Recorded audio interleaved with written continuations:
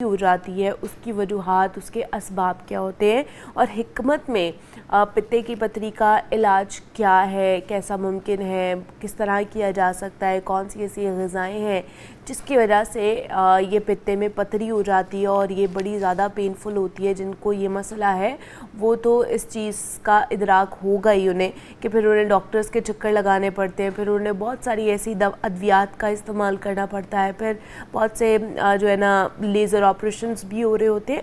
तो हिकमत में इसका इलाज क्या है जो आप घर में ईज़िली कर सकते हैं, इस पर हमने बात करनी है। और इस पर बात करने के लिए हमारे साथ स्टूडियोज़ में मौजूद है हाफिज़ फरहान हनीफ हकीम साहब मौजूद हैं, उनसे बात करते हैं। हकीम साहब आपको खुश आमदीद कहते हैं जागो लाहौर में। कैसे हैं आप? ठीक ठाक है? अल्हम्दुलिल्लाह, अल्लाह का एहसान है, शुक्र है अल्लाह का। हकीम साहब सबसे पहले तो बताइए, जो पित्ते में पथरी हो जाती है इसके असबाब क्या हैं, इसकी वजूहात क्या हैं, क्यों हमारे पित्ते में पथरी होती है?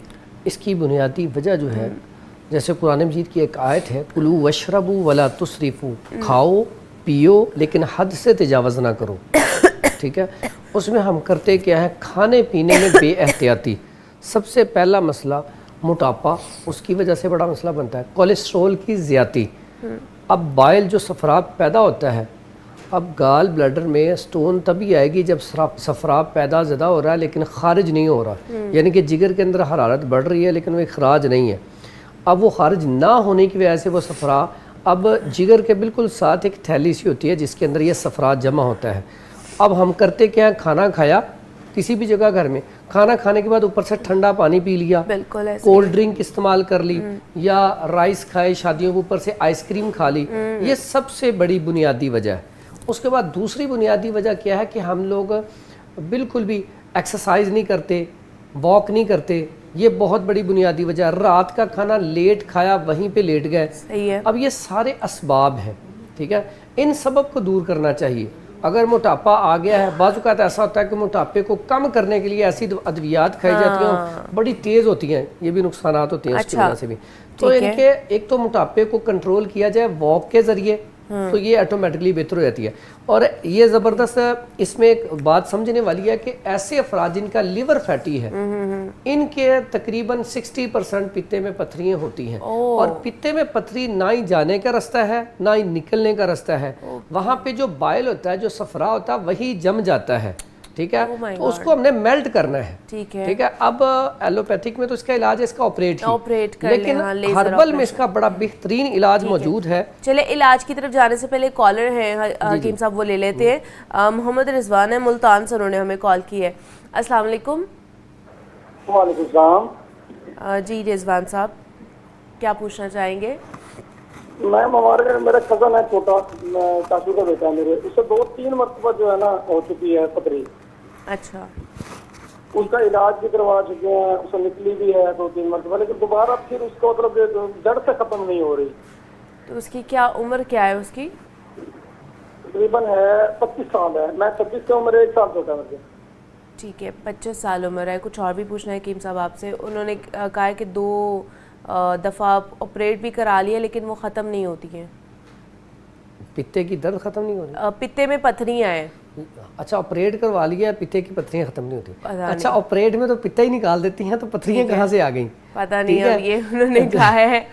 अच्छा, ऐसा है, अगर उन्होंने शायद लेजर करवाया हो। हाँ, ऐसा हो सकता है, पॉसिबल है। लेकिन इसका लेजर ऑपरेट नहीं करवाते। अच्छा। ना ही होता है इसका ऑपरेट, पित्ता ही निकालते हैं। निकाल अगर गुर्दे की पथरी हो ना, उसमें लेजर काम आता है। अगर ये गुर्दे की पथरी का कह रहे हैं तो उसकी समझ आती है, उसका लेजर ऑपरेट होता है, पथरियां दोबारा बन जाती हैं। शायद वो गुर्दे की पथरी कह रहे हो तो वो उन्होंने यहाँ पे मैं गुर्दे की पथरी का मैं इलाज बता देता हूँ। ऐसे अफराद जिनको बार बार पथरी हो जाती हैं, बड़े ऐसे पेशेंट हैं, उनके लिए है कि अजवाइन देसी ले लें 50 ग्राम। ठीक है, अजवाइन करफ्स ले लें 50 ग्राम। अच्छा, उसके बाद कूजा मिश्री ले लें 50 ग्राम। तीनों चीज़ें इसका फाइन पाउडर करके 1000 mg का कैप्सूल भर लें। सुबह दोपहर शाम 1 कैप्सूल खाना शुरू कर लें। अल्लाह के हुक्म से ये जो बार बार पथरियाँ बनती हैं ना, ये नहीं बनेगी। इसके साथ एक माजून मिल जाता है हमदर्द कंपनी का या करशी कंपनी का, तो उसमें वो जवारिश जाली नूस एक माजून, वो आधी चम्मच रात को ले लिया करें। लेकिन इसमें भी करना क्या, पानी का इस्तेमाल ज़्यादा करना है। ठीक है, तो ये इंशाल्लाह ना थोड़ा सा परहेज करना है। चावल, चिकन, बोतल, इस तरह की चीज़ें जो है वो इस्तेमाल नहीं करनी। ये जो नुस्खा आपने बताया ये गुर्दे की पथरी ये के गुर्दे लिए, की पथरी ये का है। पित्ते की पथरी के लिए Yes. नहीं है। ये जो गुर्दे के जिसको मसला है ये वो यूज कर सकते हैं, ये पित्ते वाले नहीं कर सकते, उनका भी हमने इलाज बताना है। तो पित्ते की पथरी हाँ के जी। लिए क्या पित्ते की तरीका पथरी इलाज के है? लिए बड़ा बेहतरीन और आसान सादा सा इलाज है। सबसे पहला काम तो ये करना है, चिकनाई वाली चीज़ें बंद करनी है।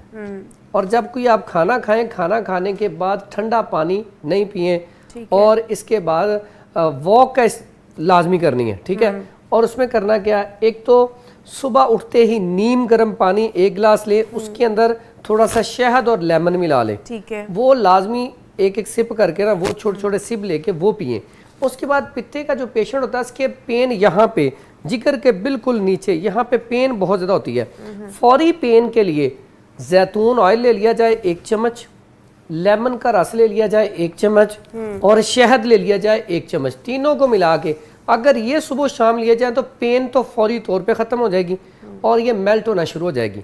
साथ ही साथ जब दर्द बहुत ज़्यादा हो रही है तो फौरी तौर पे आपने क्या करना है, लहसुन का तेल आप ना सरसों के लहसुन लें, एक उसका वो ले लें देसी लहसुन, 1 पीस उसका लेके सरसों के ऑयल में उसे जला के रख लें। अच्छा, उसकी पूरी गट्ठी को करना है या जबे को करना है? पूरी गट्ठी को, ठीक है। अब वो आपके पास तेल तैयार हो गया, उसकी आपने यहाँ पे आहिस्ता आहिस्ता मालिश करनी है, बिल्कुल आराम आराम से।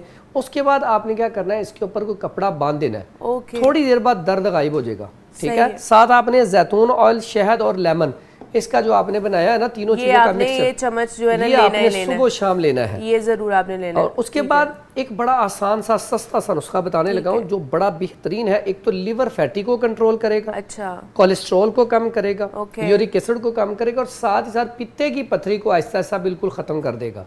उसके लिए क्या करना है, निशादर ठीकरी, काली मिर्च, और उसके बाद सुंड और सना मक्की। इसकी तरतीब ऐसे है कि 10 ग्राम काली मिर्च ले ली जाए, ठीक है। उसके बाद निशादर ठीकरी जो है ये ले ली जाए 30 ग्राम, उसके बाद सुंड ले ली जाए 40 ग्राम, उसके बाद ये सना मक्की के पत्ते लेने हैं लंबे वाले, डंडी ना हो, ये ले ले 80 ग्राम। 4 चीज़ें लेके इसका फाइन पाउडर करके 1000 mg का कैप्सूल भरें, सुबह दोपहर शाम 1 कैप्सूल दें।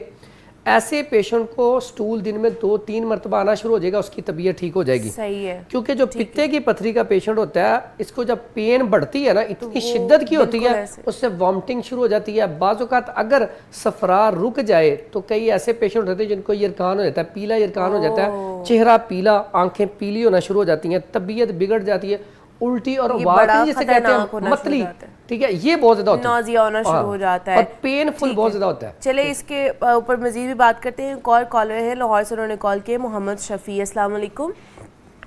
जी वालेकुम अस्सलाम। जी शफी साहब, क्या पूछना चाहेंगे? बेटा बाएं फेफड़े में ना पानी चला गया है। अच्छा, बस यही पूछना है कि क्या करूं। ठीक है, बहुत शुक्रिया शफी साहब।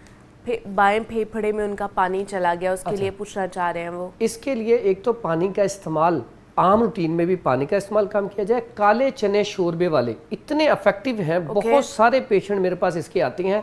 सिर्फ काले चने शोरबे वाले बना के वो सालन इस्तेमाल किया जाए, फिश इस्तेमाल की जाए, ठीक है, इससे वो पानी अल्हम्दुलिल्लाह खुशक हो जाता है। अच्छा, बड़ा बेहतरीन इलाज है इसका, बड़ा सादा सा।